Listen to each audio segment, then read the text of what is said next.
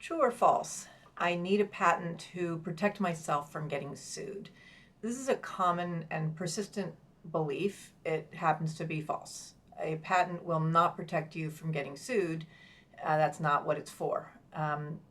So, what it's for is protecting you from getting copied, and allowing you to control the right for someone else to practice your invention, to make, use, sell, offer to sell something that falls within the claims, the granted claims of your patent. If your concern is not being sued, not infringing someone else's patent, getting a patent application filed does not help you with that. Getting a patent granted doesn't help you with that. What you need, if that's your concern, is a freedom to operate search. So it's sort of like a patentability search, but it's a different. We're looking at slightly different things. We're going a little bit deeper, and we're looking. It's a different sort of a subset of things that are out there. It's not the same. Patentability, we're looking at, we're trying to answer that question: is this patentable? How patentable is this? We're not concerned with, in that case, we're concerned with all disclosures. We're not concerned with just things that are in force. Freedom to operate search, we're concerned about things that are in force. And if there's something that's about to grant, we might look at that. But we're looking at granted claims and in force patents. So if it's an expired patent, then it's public domain. So that's not going to be something that we're going to find that's relevant to a freedom to operate search.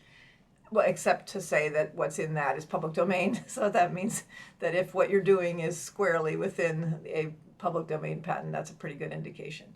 But again, we're looking at, with freedom to operate, the question that we're answering, or someone is answering for you, is how likely are you to get sued for infringing somebody else's patent? You can do a freedom to operate search and not ever get a patent on the thing that you're doing. You can do a freedom to operate search and file a patent application to try to get a patent on the thing that you're doing. So the first step, you could say, I want to make sure I'm not infringing someone else's patent if I do this. Then you could go ahead, if the answer is no, this is not infringing someone else's patent, then you could go ahead and file a patent application. The point being, and try to get a patent granted so that you can then have rights to the little thing that I don't know why I said little, the part that you created. I'm assuming it's like a variation of something that is something that that's out there, and that's why you're concerned about freedom to operate, which is often what happens. And so you can get a patent potentially on just a little improvement, a small improvement, slight change, variation, as long as it's not obvious. Just because it's a variation of something that's already out there doesn't mean that you can't get a patent on it. And that's often where people are concerned about, like, would I be infringing this patent of this thing that's already out there? So that's freedom to operate search. You can get a freedom to operate search and then also a patentability search, where we're then looking at just all disclosures. Again, as I said, the freedom to operate is looking at a subset of the art that we're looking at for patentability, and we're looking at it at the patentability. When we're doing patentability, we're looking at it to answer a different question, so we're looking at it differently. So not only are we looking at a bigger universe of things, because we're including abandoned patent applications and expired patents, and even things in other countries if you're concerned about that, and that is relevant. Whereas freedom to operate, we're only looking at in-force patents that are relevant to where you're planning to sell it. So you could get freedom to operate, patentability search, and file a patent application. You can do a patent application without any searching.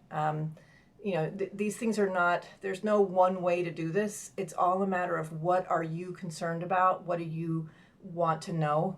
What are you interested in doing with that information? So there's nothing that says, another myth that's common is, I need to get a patent so that I can sell my product. You don't need nobody can give you the right to sell something. If you don't infringe someone else's patent or trademark and you want to sell your product, you have the right to sell it.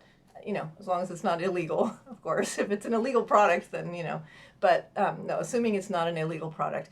A patent isn't to give you the right to sell it. You have the right to sell it as long as you're not infringing someone else's intellectual property. And for that, again, you want patentability search. A patent allows you to prevent others from selling it or offering to sell it unless they pay you a royalty.